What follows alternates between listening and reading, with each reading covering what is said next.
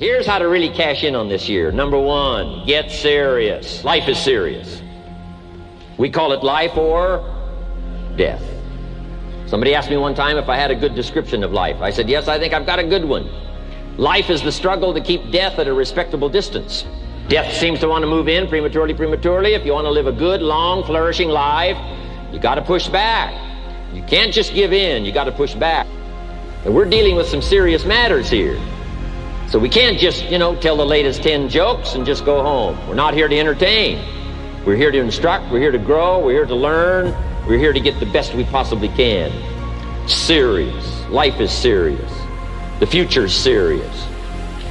One ancient novelist said, these are the best of times and these are the worst of times.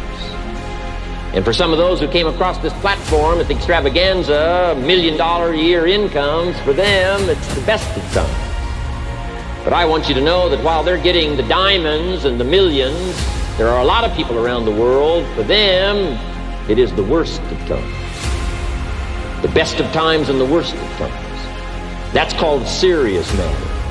How come such a difference from those who can reach such incredible heights and those who haven't yet found the answers for their life and their health and their future?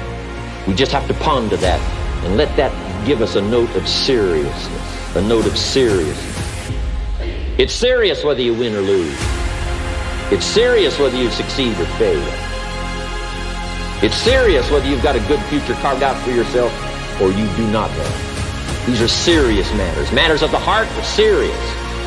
Matters of income are serious. Matters of supporting your family, serious. Are you serious? Why? We got a serious matter here to discuss. We haven't come with the latest 10 stories. We've come with a serious matter.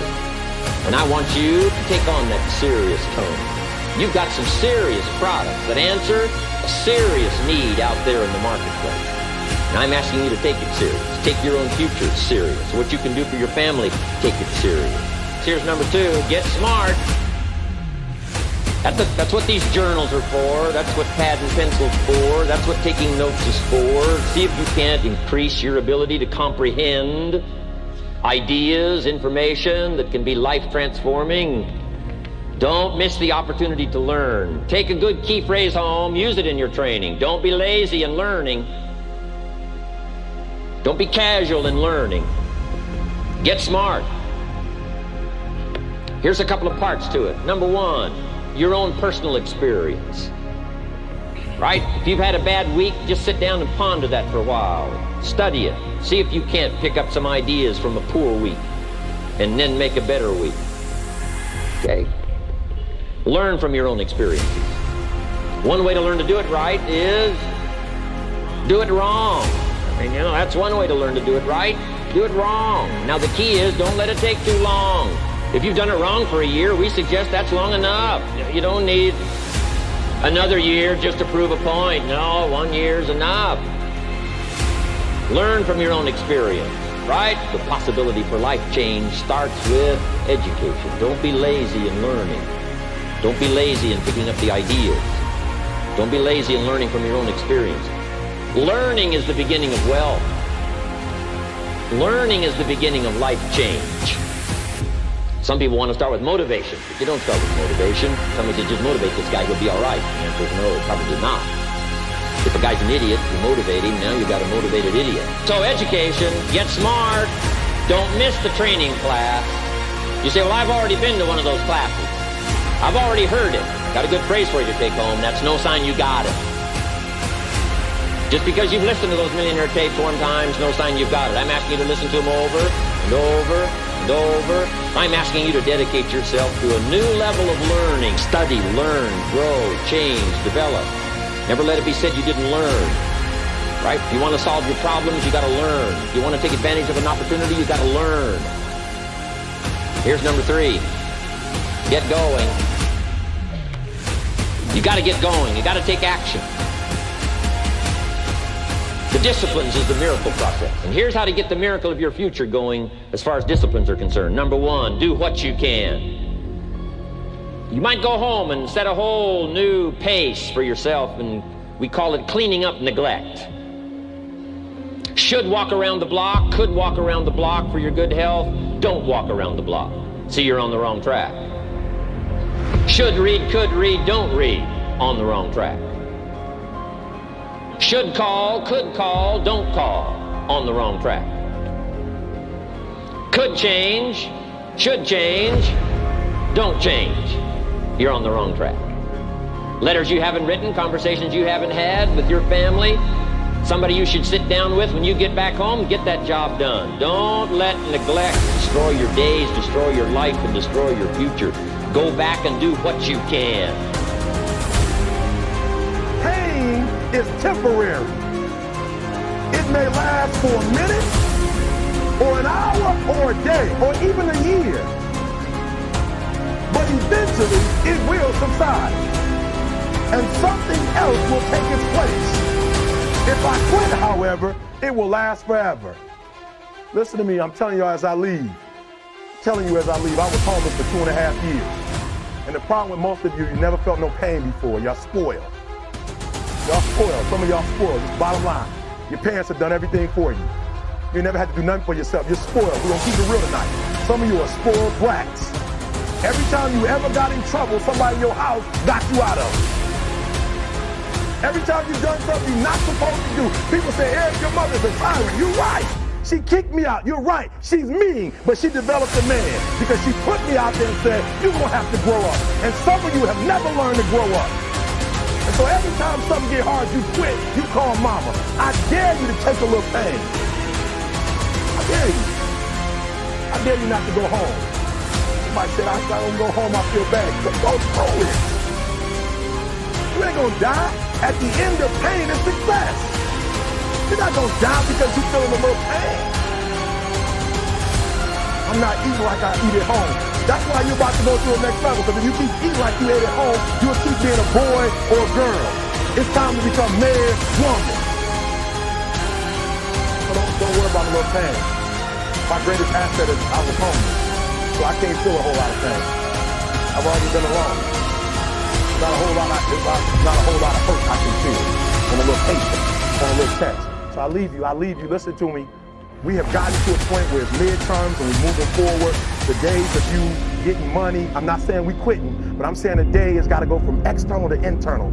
You have to give it everything you got. No more TV, no more parties, no more playing. If you don't have a 4.0, what you need to be doing is studying. Get off the phone. I'm sorry, I'm not available until the end of this year. No, I'm for real. You reached the right number, but you called me at the wrong time. Call me back January 1st. Listen to me. It's not what makes it hard is your lack of belief that it can happen for you. The fact of it is, though, it's very doable.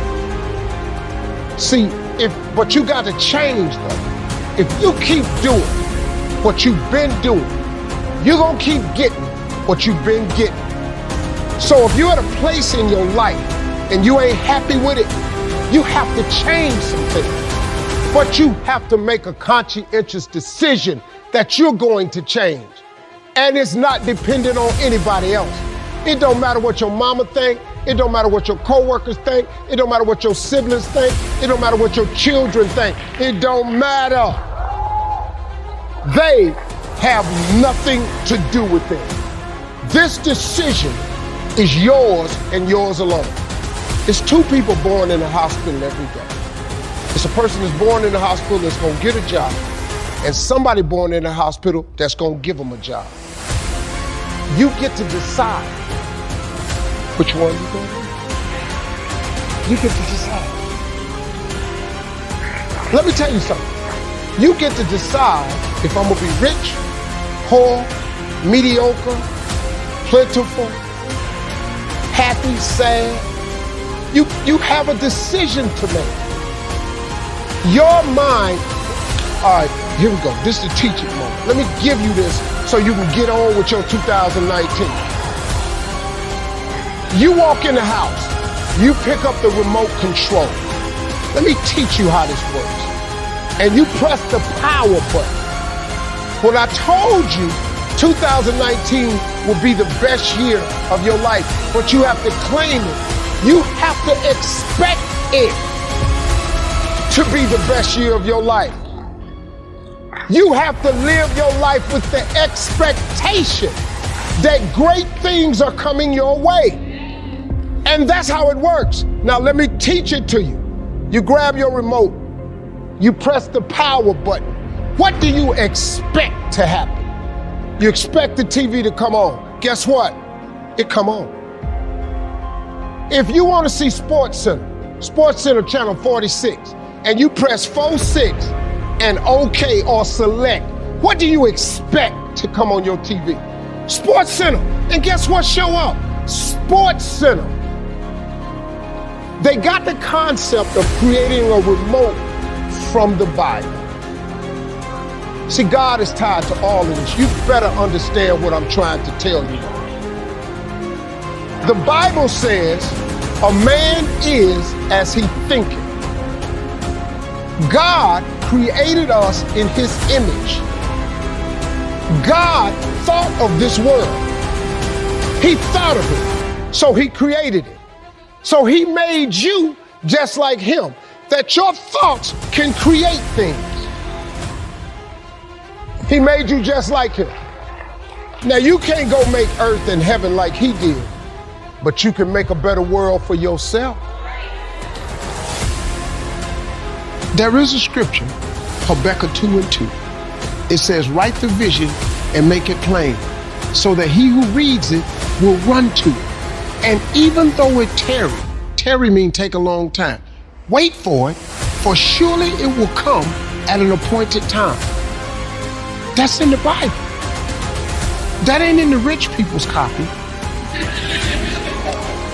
That's in everybody's Bible. The problem is everybody don't do it. But it's right there. But you gotta do it. I'm just telling you, if you don't do it, it's too hard. It's almost impossible. That vision board has changed my life. Everything I put on my vision board, I get. Everything. Now you have to understand something. It's not gonna come when you want it to come. It comes at an appointed time. That's the trick. But the appointed time is what throws people off. Because when you ask God for something, he sends it, he ships it immediately. As soon as you ask him something, you really believe he'll do it, he boxes it up and he ships it to you immediately. The problem with the package is he never gives you the date that the package is going to arrive. He doesn't do that.